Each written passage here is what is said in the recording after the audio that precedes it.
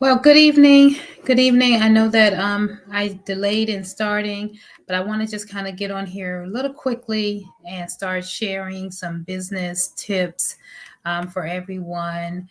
Today is business startup, and that's what I want us to focus on today. Just really talking about how do we get our business in order, we should, like we should have done in the beginning when we set up our businesses, as most of us didn't do.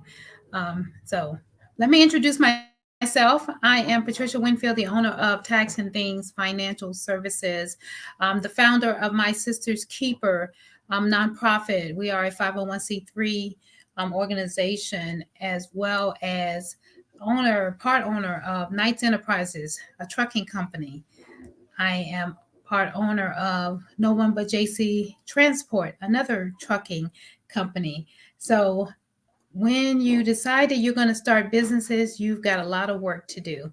And so that's what I do, making sure that everything is in place.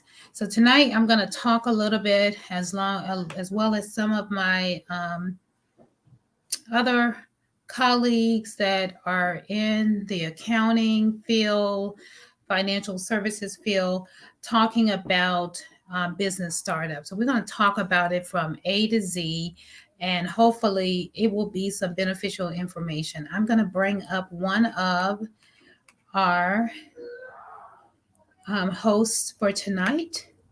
You guys met her on the last time. Good evening, dear. How are you? How are you this evening? I am good. I am good. So tonight we're going to talk about business startup, and we're not gonna get deep into it, but we're gonna cover some basic things in business startup. What type of entity should you be, helping you to make that decision, because a lot of times people just do what everybody else is doing, and so we want to stop that. We want to make sure you're setting up your business properly, whether you're using a lawyer, accounting professional, or you're doing it yourself. We want to make sure you do it right, because we've had too many people come to us that have done it wrong, and then they need our help to fix it. Now, we don't mind fixing your challenges, but let's just make sure that if we have to fix it, you are equipped. Okay, let's see here. Got some feedback. Do you hear that? Yes. I'm not quite sure where it's coming from.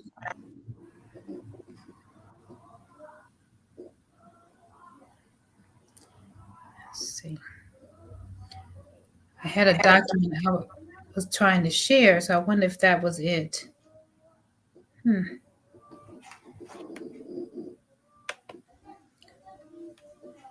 right, so can you hear me fine? Yeah, I can hear you, but it does have some feedback to it. I can't hear you. So when I do that, okay. Do you have another device on it? I got it on silence. I don't have. Let me see. Let me close out all my apps. Maybe that's it. Just hear a little bit. And I don't know if it shouldn't be the document that I have, because it's just a PDF document sitting out there.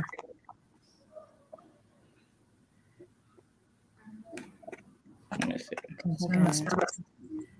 Okay, so I took that off just in case. So that's not it. Let me see if I cut.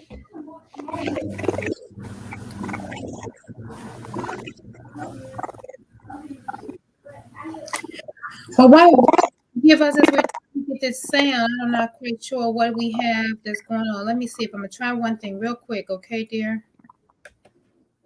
All right. You can hear me.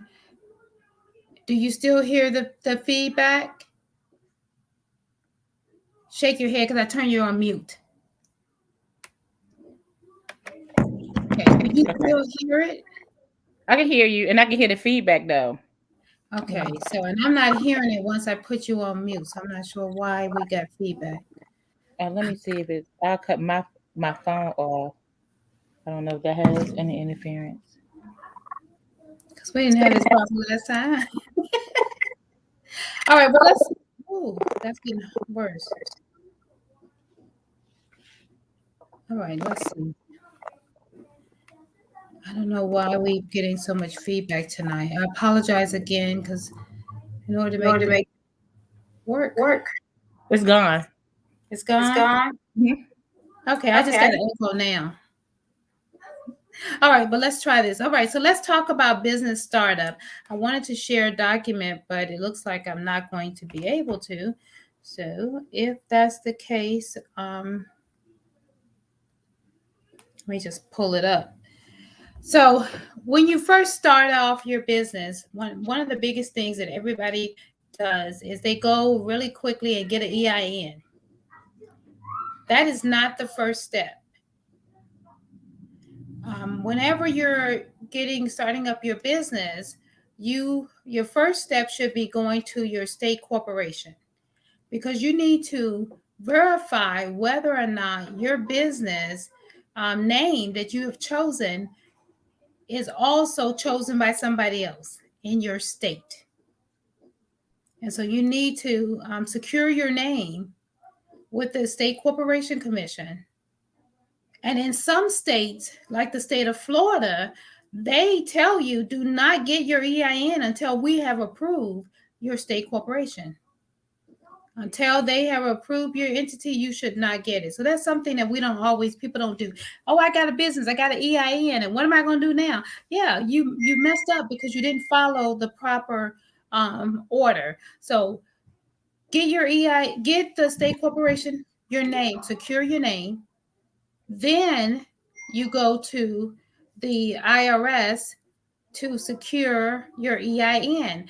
Your EIN, or employee identification number, is your business social security number. From there, then you go to your state department.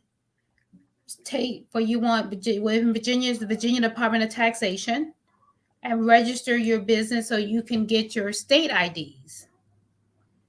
From there, you want to register with Duns and Bradstreet, because a lot of different things that you do, you may need that. Now you have to check with your locality to determine whether or not you need a business license. Not every business need one, but it all depends on what type of service and business you're going to have, and your locality will tell you what's the requirements for a business license. Latrice, you want to cut in anywhere? Yeah, that I think the business license with your locality is very important. What I have seen happen in the last couple of years, I guess due to COVID, there was an influx of small businesses that were started, and a lot of them received letters from their county after they filed those taxes, because you file your state tax and you're saying you have business income, and so that is that's record for the state, and so therefore your county has access to that, and it's sort of like they're saying, where you file business income, we don't have a business license on record, and so then you have to go back and get that business license, and which is very important. You could avoid that letter and possible penalty depending on what county you live in if you go ahead and get that business license from them. Then a lot of the times, even if you have a home office, if you don't do like childcare or anything like that, like I said, depends on the county. They won't even have to come out there and check your home. Some, like she said, some businesses does require a home inspection before you get started. with that. And so that all comes in with the zoning. So even with the business license in your county, it's not you can't get all this stuff done in one day, because you do have zoning that has to approve that. And so that's why what Ms. Winfield said is very important. Before you jump and get an EIN, you may not even be able to have the business that you want if you don't get it approved through all those steps. So that's kind of like the way that you should go about it. What else? Certain businesses do require certain licenses as well. In professional businesses, you are required. Let's say if you want to open a massage massage spa or something like that. It's not just as simple as getting a business license. If this job or this business requires somebody to be licensed in there, then you have to make sure you have that license on file as well, and keep that up to date. So it does require you can avoid a lot of penalty and a lot of headache if you like develop a checklist and go by and follow it step by step. Then you can have everything squared away.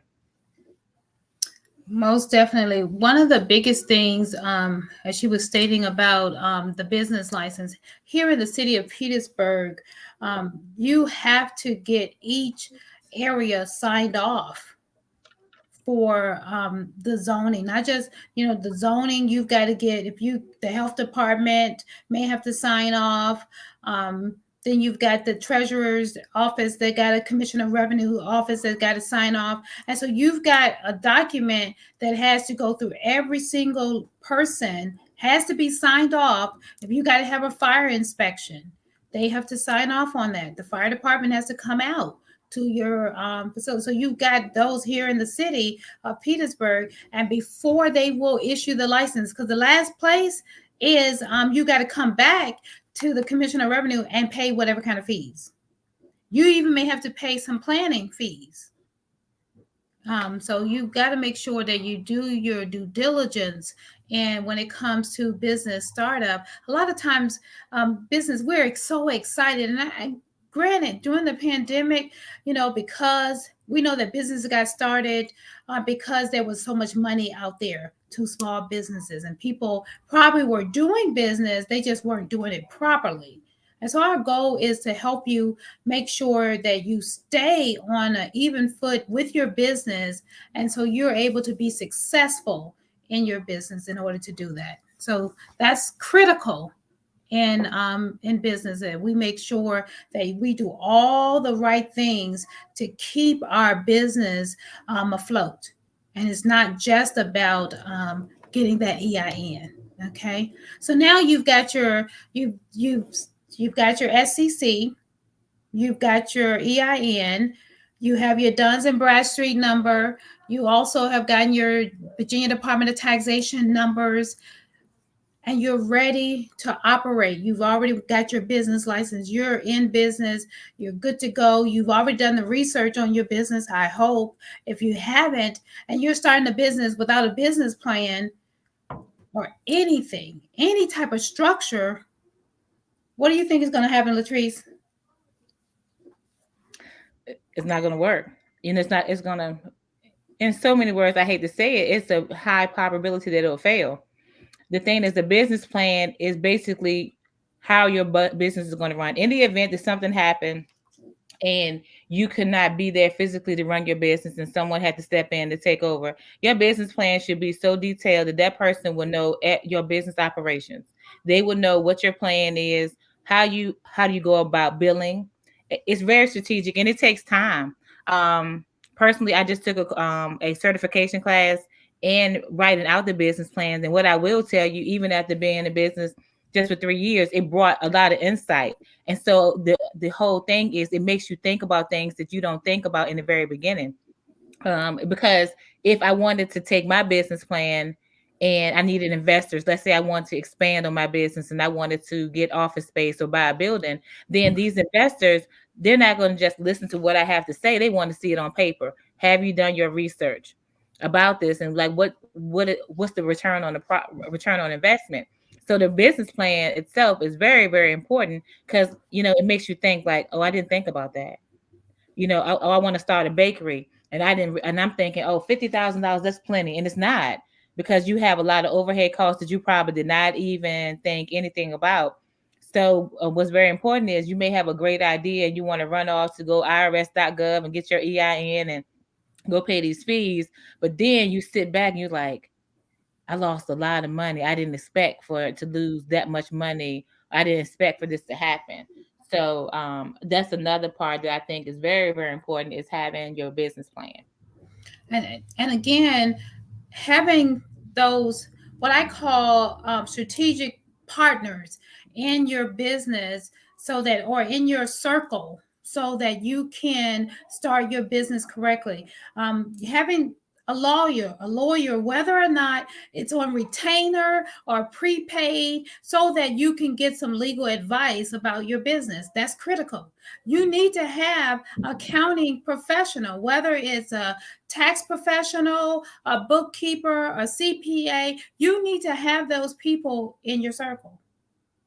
And then, of course, you're going to have another individual who is an expert in the area in which you want to open your business. That's where you want to make sure, because they have insight. They've been in the business. You want to follow them, even if you can't personally connect with them them as your mentor. You want to be able to follow them so that you can see some things. That's where we mess up. We do the research, but we don't have someone who is hands-on in the business to help us and hold us accountable in our business. So that's one of the challenges that I see in a lot of businesses, is that they do not have a strategic plan to overcome. In that business plan, it is asking you for projections, for numbers, for a budget. But you got to understand what a budget is. That's a big challenge. If you have not planned out your business, how are you going to budget? If you have not done the research to determine what it is going to take to run your business for the first year, much less the first 5 years, how are you planning to be successful? It takes time, it takes research. And we found that during this pandemic, individuals just started businesses. They had a great idea and was able to implement some things, guess what, to get some quick money. And then they would fail quickly. Go ahead, Miss Latrice. I see you got that smile on your face. It's, the thing is, I think everybody think they have, they don't take into account, statistically speaking, like you won't make that money that you think you're gonna make that first year. Because if you take into account all the startup money that you had to invest into it, let's say that you spent $10,000 overall between talking to attorneys, filing paperwork and everything leading up into starting the business. And then your first year, you're like, oh, I made $15,000. That's so good. And I said, well, you really only made $5,000 profit if you consider that you spent $10,000 to start it up. And so I think a lot of people, they just give up because they didn't take into account, like when you start talking about businesses that sell a product and businesses that have services. And I think the service-based business, sometimes we suffer a lot more because people don't want to pay for the service, but then they end up needing somebody to come back on the end and rescue them and fix these problems that they got themselves in because they try to do them themselves. So you have to spend some money to make some money. And that goes in so many areas. I need legal advice. So I reach out to an attorney and I may say, well, this is what's going on. What do you think about that? Do I want to spend the money? No, but I also don't want to get in any legal trouble. And that's not my area of expertise. And, that's why we have attorneys, doctors, lawyers, that's why we have these people, so we can reach out to them for advice. A mentor is very, very important because I feel like a mentor doesn't just give you the answer. They kind of walk you through. If you have a mentor that walks you through to get how to get to the solution, then they're teaching you. They're not, because if somebody just gives you the answer that you really don't learn, they need to teach you how to do it. So these are things that should be always taken into consideration when we want to start a business. And I also say, like, when you're thinking about something, don't do it because somebody else is doing it, right? Because it looks like, oh, they're making big money off of it. If that's something that you don't like to do, then you're not gonna want to show up at your job. Like, I love being a nurse. Do not get me wrong. This will be 20 years in August. But I also like trying to solve problems, right? So it's crazy. I don't know how the two came intertwined. So for me, if I can help someone figure out a financial problem, then that makes sense to me. Because with nursing, I like to see people get better, right? But the pandemic actually, you know, it caused a lot of mental toll on a lot of nurses, and so doing accounting services is my outlet. It doesn't matter how tired I am. I'm sitting there in front of the computer. I'm like, you know what? That don't add up. So what I'm saying is, I love to do it. So I have no problem going in my home office whatsoever. But if it was doing hair, I'm probably be like, no, I don't feel like today, and change, and it's like, don't want to have my clients. Always invest in something that you would like to do yourself, that you like. And that's so important, when you think about your business, and whether or not you gotta, what I've learned, if you would do it for free, okay, literally, when you find the passion that you're going to do, it's the thing that you really would do for free. um, and that's where you know that you're going to put your all into it. You're going to put your all into that business plan. You're going to put your all into your customers. They're going to know it. They're going to know how much you enjoy providing them that service, not because of the money. The money is a byproduct of you doing the passion. Part of, I think, one of Pastor P's things was, from destiny to passion, or the purpose and your passion. Just trying to help people to understand that, your passion can make money for you, but you got to do it right. It still requires work.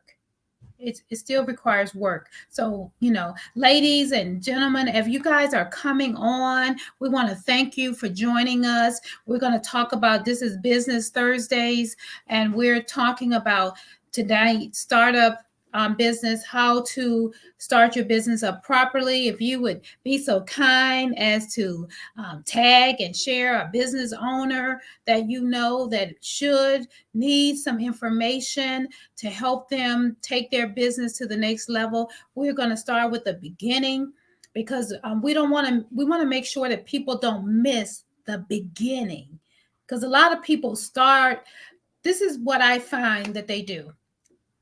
They just have a desire, they have an idea, and that's where they start. And they call themselves working backwards to try to build upon.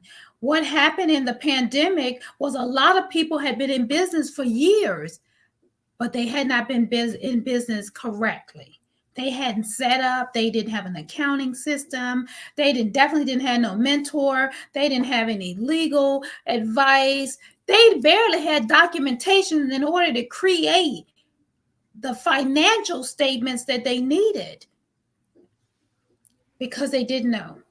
I'm gonna definitely say that some of them were very ignorant to the fact they had a good idea that made money for them.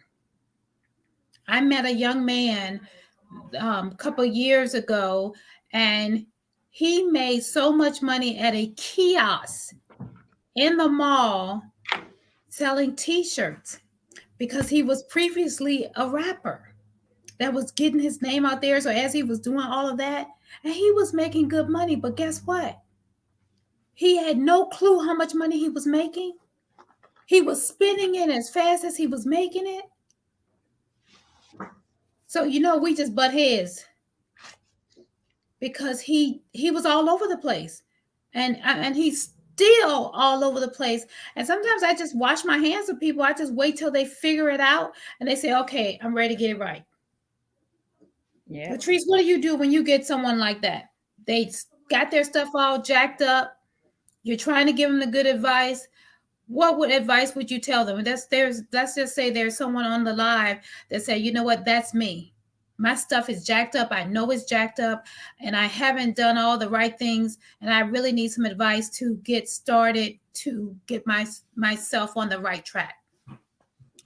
So step one in anything is always admit that there's a mistake that's been made and that you need help, right? And you have to be willing to listen to the person that's telling you. Sometimes it's hard to admit that you haven't been doing the right thing the whole time. Step 2 is be open. When you come to someone and you're asking them to help you fix a problem, be very transparent.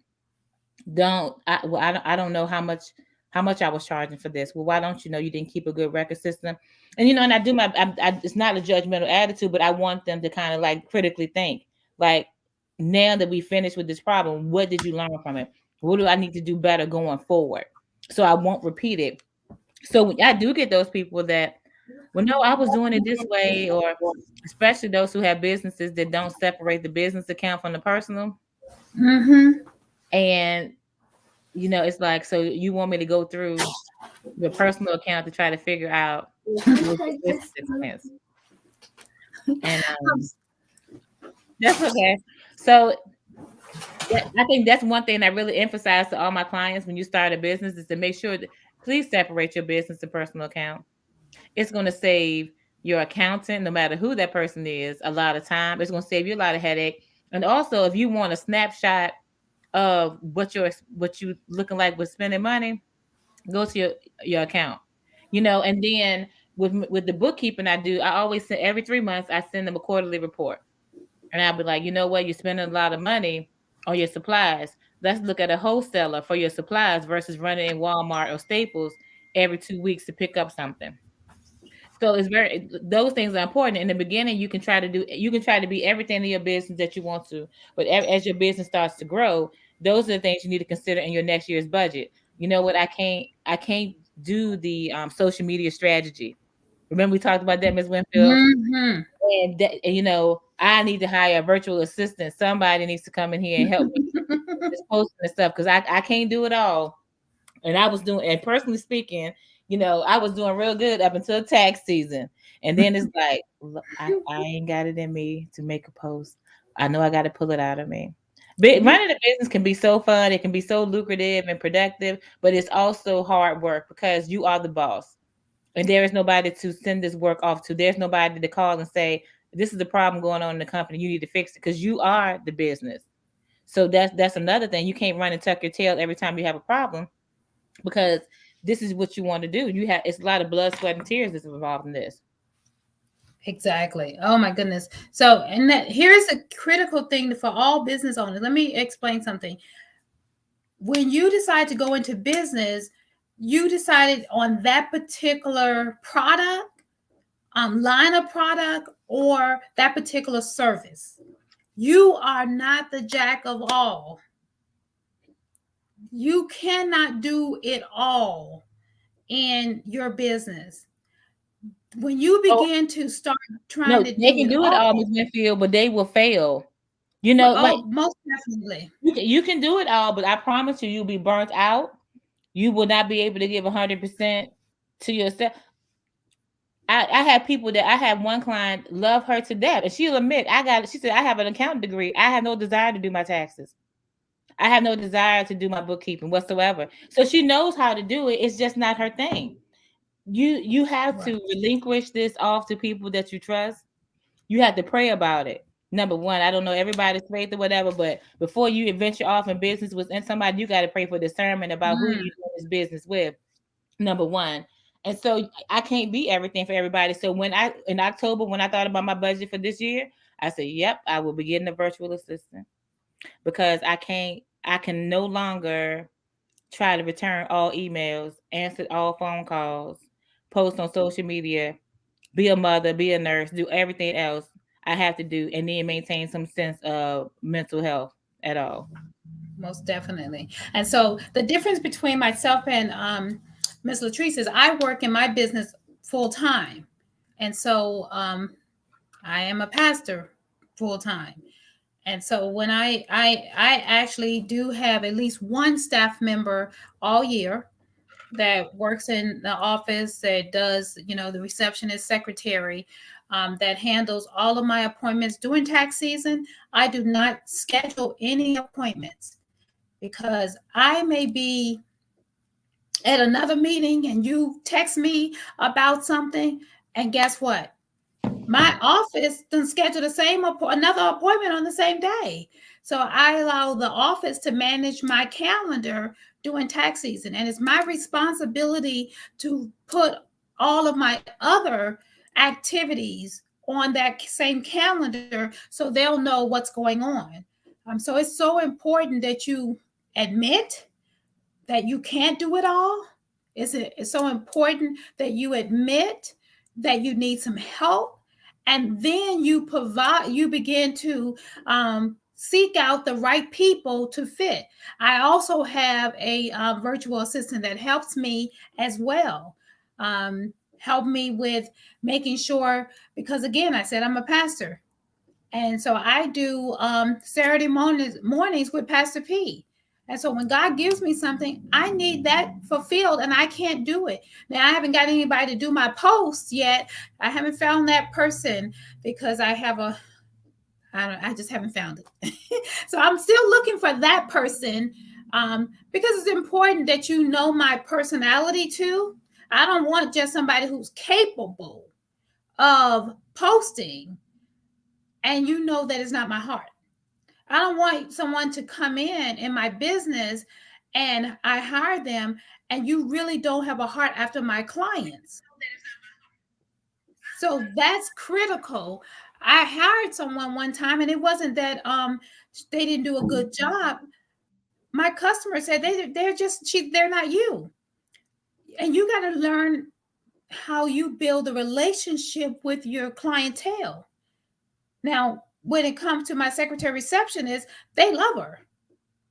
They know her. She's been here for years, and she's probably going to retire in the next year or two because she is actually my mother. And she's ready to pretty much stop working. So I've got to find a replacement that if I am down, they know how to operate the office. And so you got to know that in your business. And you got to relinquish that. And that's the problem people have too. You start a business and you don't want to relinquish anything. You think because you started it, without me being, y'all taking this wrong because I'm a pastor and I'm going to say this word, you the shit. You ain't. Because your business, if you're it and you die, it's going down. So I'm gonna get off that soapbox. Let me go ahead, Miss.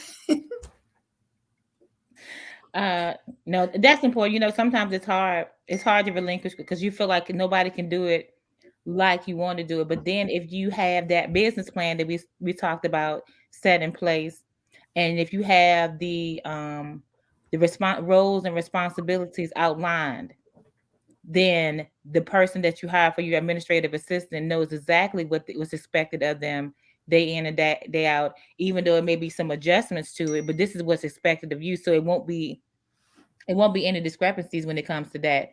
But it's okay to ask for help. The reason why you're in business is because it's help that's needed. You identified a need out there. So you identified a need, you went into business and to help to solve the problem. So you can't do it all.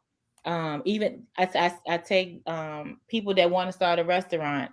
You know, it's a lot of legwork. I'm working with one client now because I have to do business startup and coaching, and the whole process. I'm very upfront with her. And she wanted to start in the next couple of months. I said it's not going to happen.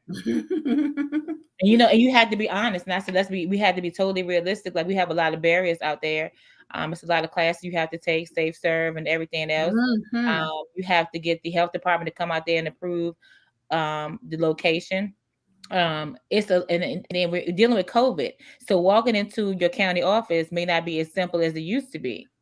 So, let's be told, I'd rather overshoot than undershoot. I'd rather say, okay, a year from now, we can have this company up and running effectively like you wanted to, versus rushing the process and halfway doing stuff. And as you get through it, then you realize you don't have enough money to pay your cook or your waitresses or whatever. So now what turned out to be what seemed like a great idea only failed because you failed to plan.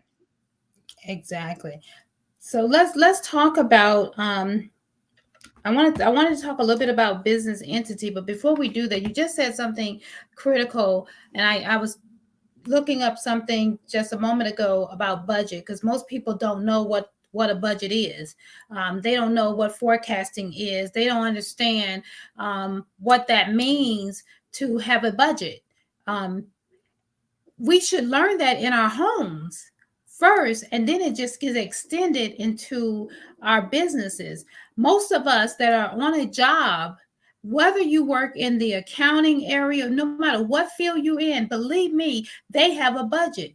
They have a number. If you work in production, they have numbers that they're trying to meet. If you work in the food industry, they have a budget based on how much sales should come in and how much food should go out. Everything is a part of that budget. So it's critical that you understand what budgeting is, and it is strategically sitting down, have it's a written plan of your finances and your business. And just as Latrice said earlier, when she sends out that quarterly report and she noticed that somebody's supplies is increased over each month, and they're spending excessive amount of money and is not matching their sales, there's a couple of things that's either going wrong. Either somebody's wasteful or somebody could be stealing. Or have you encountered a price increase and you didn't realize it from the same supplier?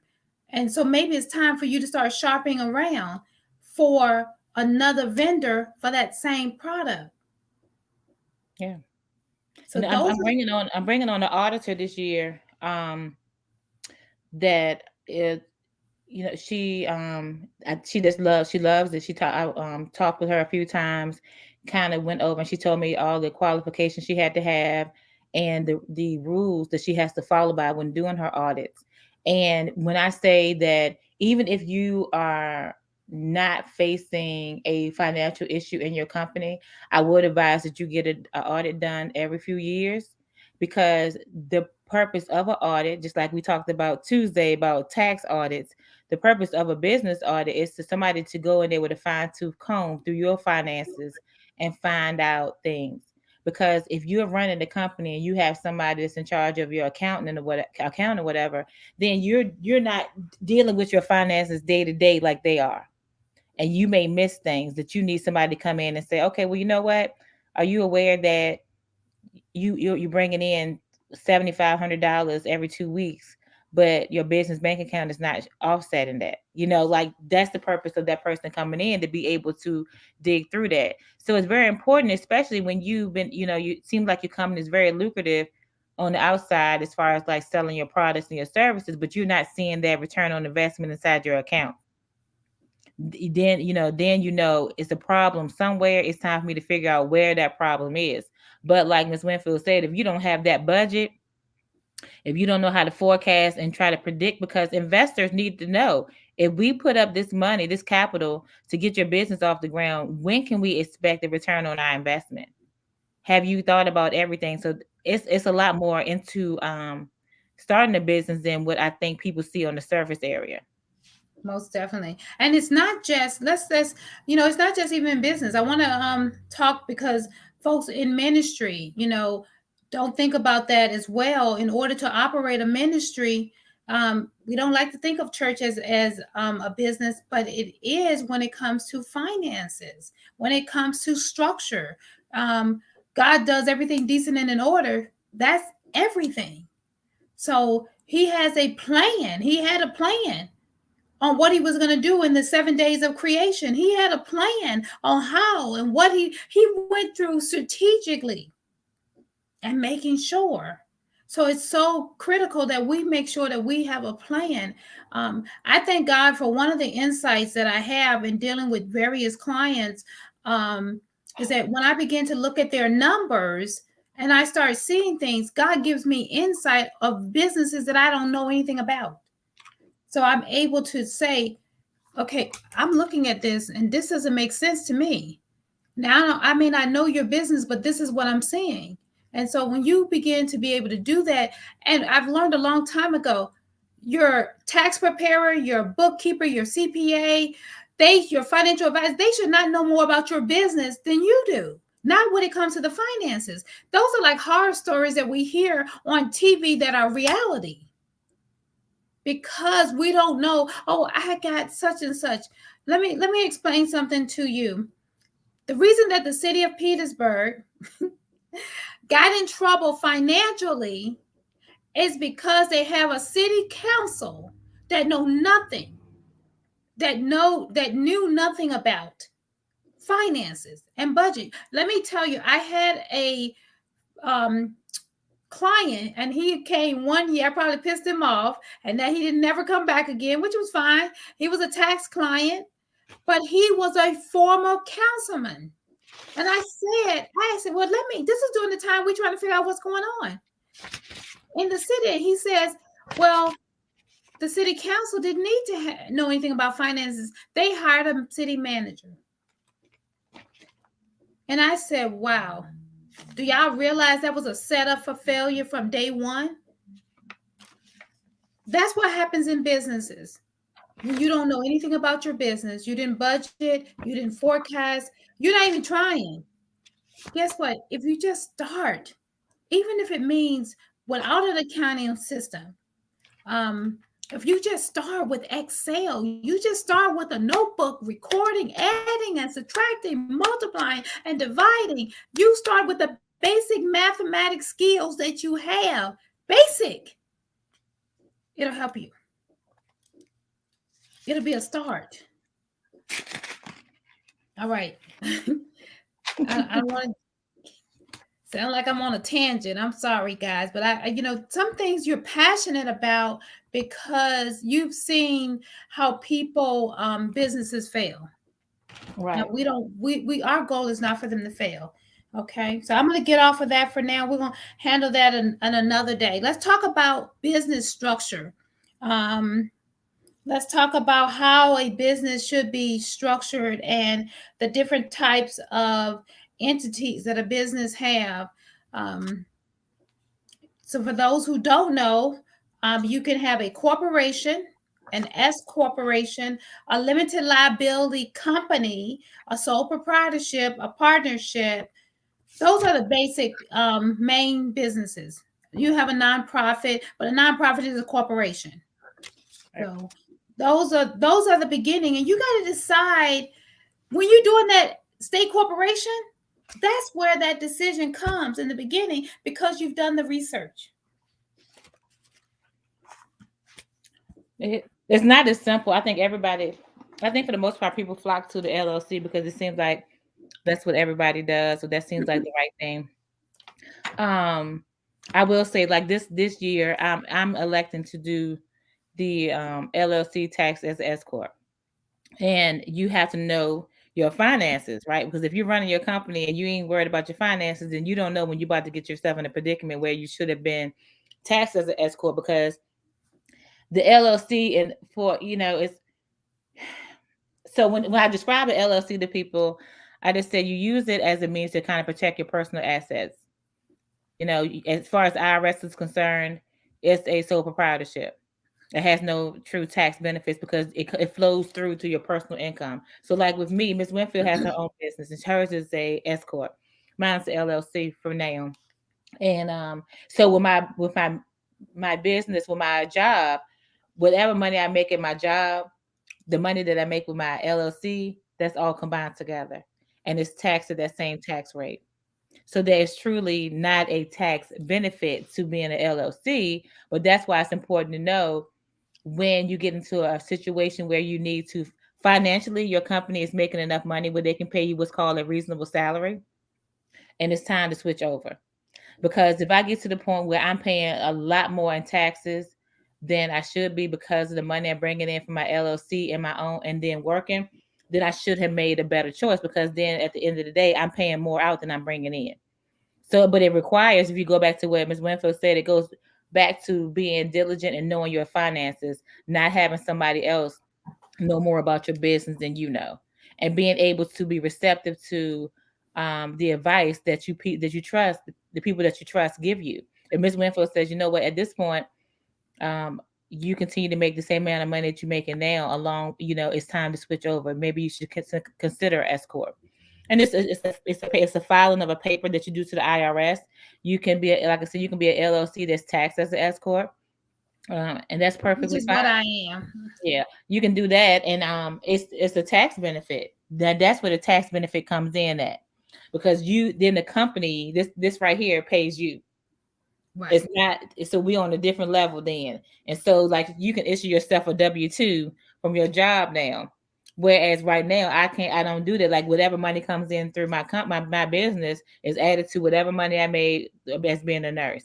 And that can be a big problem as your company starts to grow. And no matter how many write-offs you have, it'll get to a point where you're not going to have as much write-offs to offset Right. all the money that you brought in. That's correct. And also for the S corp, you have distribution. So you can look at that. There are companies that choose to you take the reasonable salary based on, and listen, a reasonable salary is determined by the IRS. We don't make that determination, and so they may say that is not reasonable across the board based on national average of what that particular company and position should be making. And so again, the IRS has a method. They have a formula for just about everything. I had a client that actually had one client that paid them off of a credit card for the government, over 100,000. The IRS had a formula that said if you made this amount of money on a credit card transaction, merchant services, you should also have transactions through cash. They didn't because they only had one client. So they have a method. Doesn't mean the method is always right, but you need to know this. Right. Because it can be devastating for you.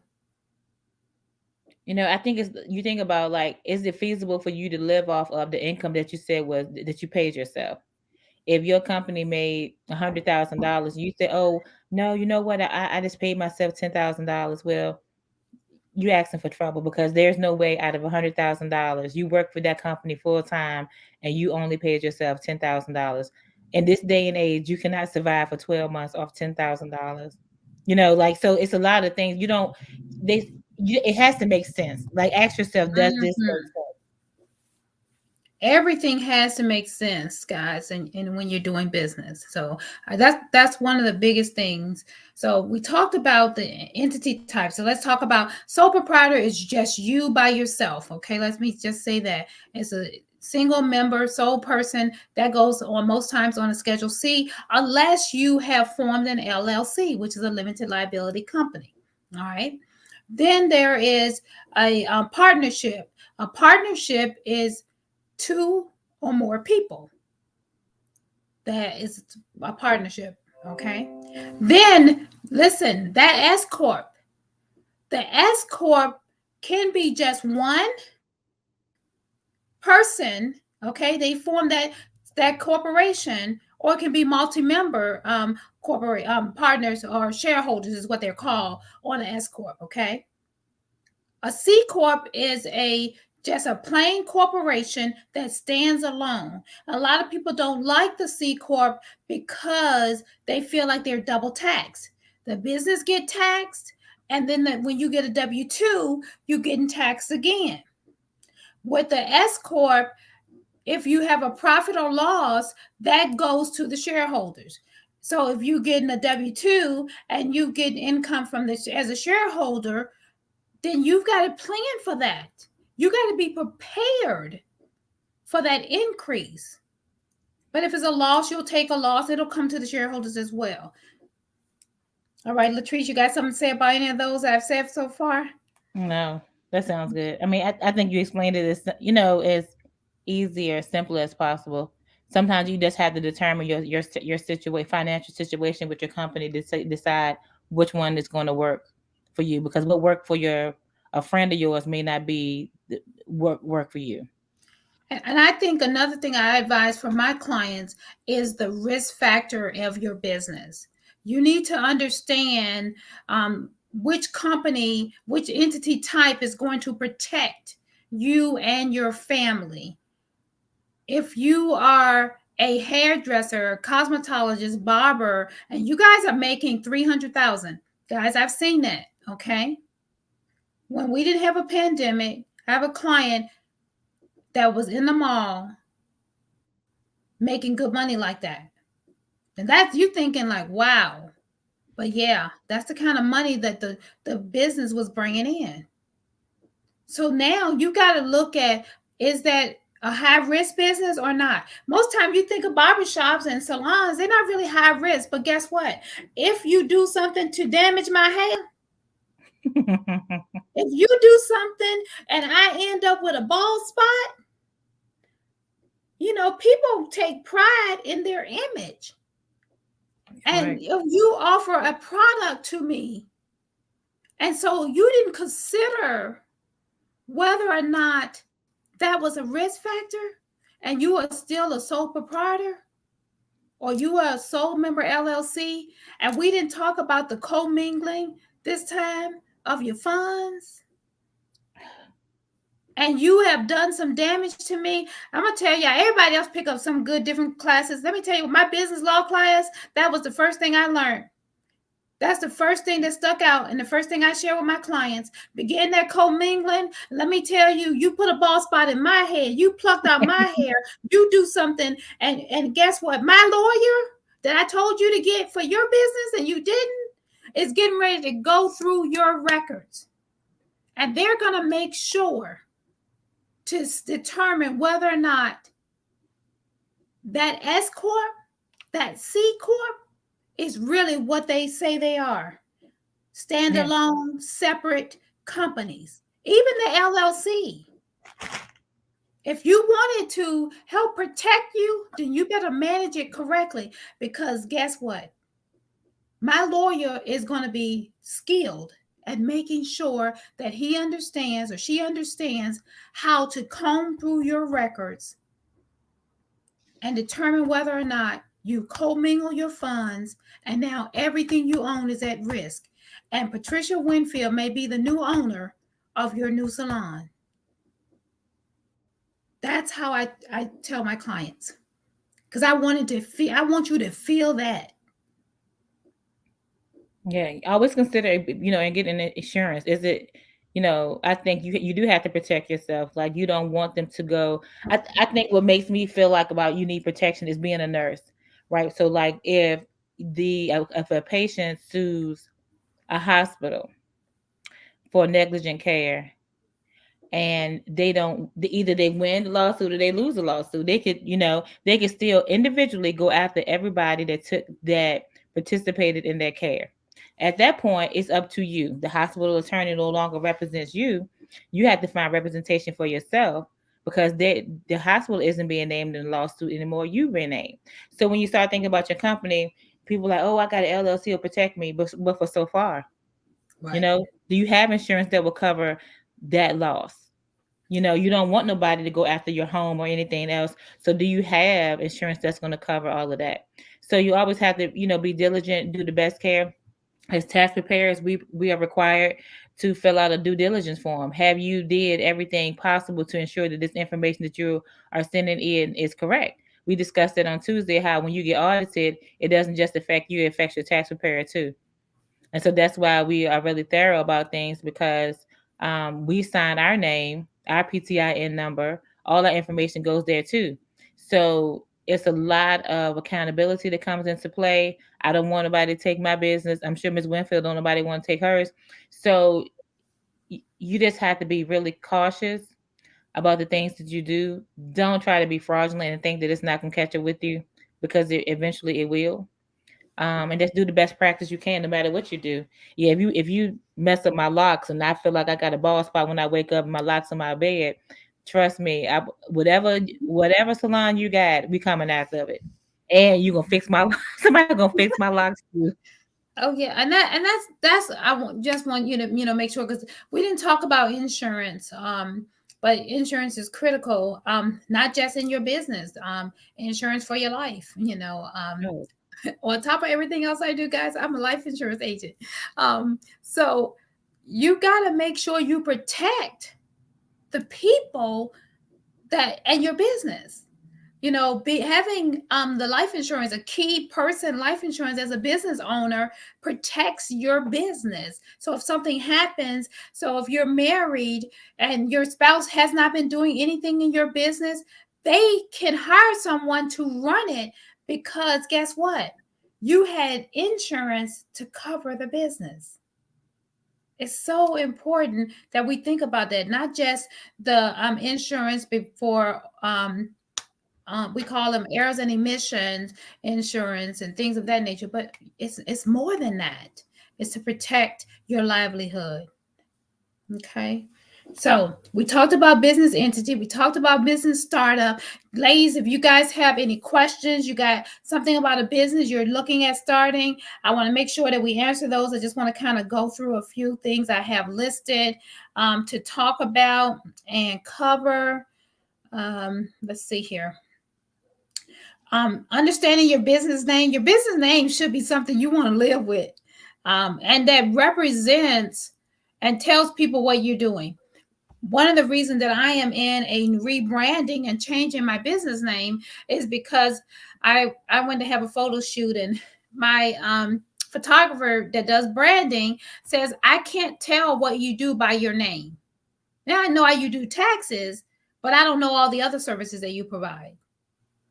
And I was like, what? I don't had this name forever. TNT, tax and things. It'll grow on me. It'll grow on my clients. But yet I do need people to understand, in my business name should represent what I want and what I am actually doing. And so because I wanted to really push strategic planning and building on businesses, the new name for my business is, and I'm gonna get it right, Building Blocks to Business, because it's the taxes is a part of that. Strategic planning is a part of that. Forecasting, budgeting, bookkeeping, all of those things are part of that. Those blocks, they all have to come together. So you got to think about that. Don't just think of a name for your business. I could have named it PW and Associates or something, but then, what is PW? It's just me. So that I think that was the whole thing when I thought about, what is it that I wanted my company to represent? And I wanted people to be able to create a legacy for themselves, no matter what way they went about it. And so it all financial wise, like, what do I do? I want you to understand, I don't just prepare a form, or I don't just do your books. Like when I send my quarterly reports, I let them know this is what I've noticed, because I want, sometimes, like we talked about Tuesday, our people perish for the lack of knowledge.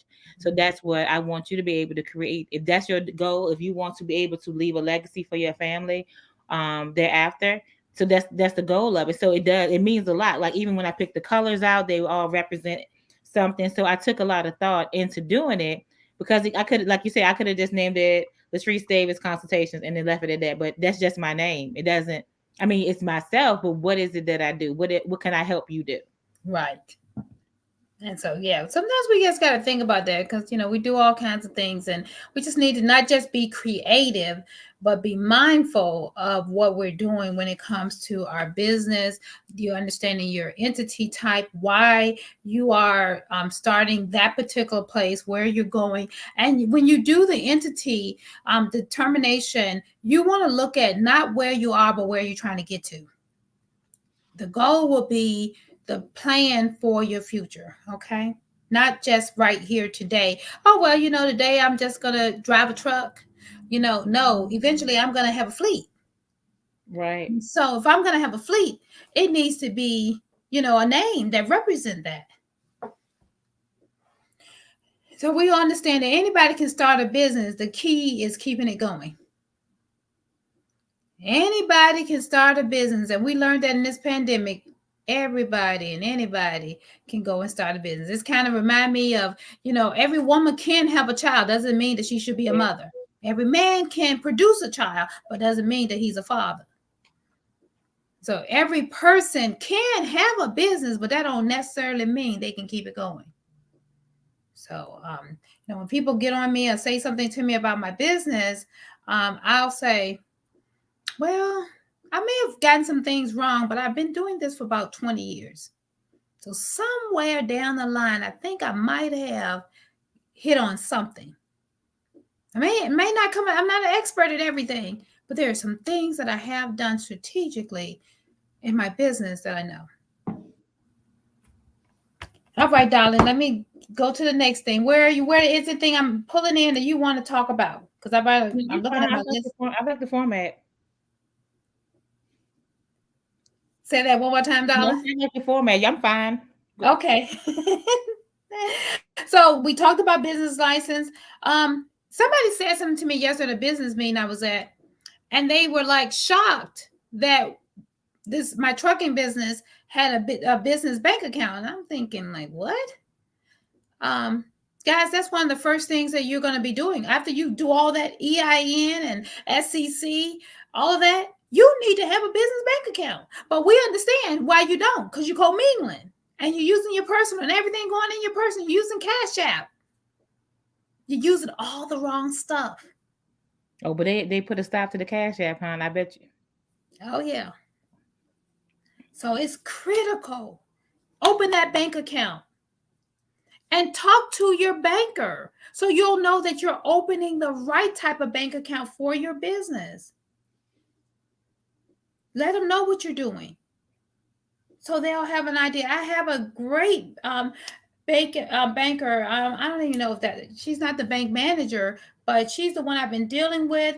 Let me tell you, if my clients need a new account and everything, we talk about the account and what they need, and I send them to her. Or if they like, I can't get there, can you help me with this? Me and her work it out where I set up the bank account and then they go in and sign the documents. It's critical. So you gotta get your business right. So I think that's one of the main things that we want to talk about. I didn't want to talk about really deep about a whole lot of business credit or anything. I really wanted to kind of focus on the basics tonight, to make sure, because that's where people miss it. If you miss the basics, it's kind of like missing elementary school. Yeah. The ABCs. And if you miss on the ABCs, you're not going to understand what sound and blend is. So you will not be able to punctuate certain words because you don't really know how to sound and blend so that you can figure those out. Isn't that how business works? Yeah. You have to start off and build yourself up. You do. So, and don't beat yourself up if you didn't do this right.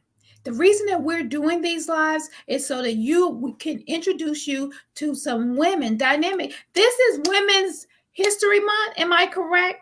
The whole entire month.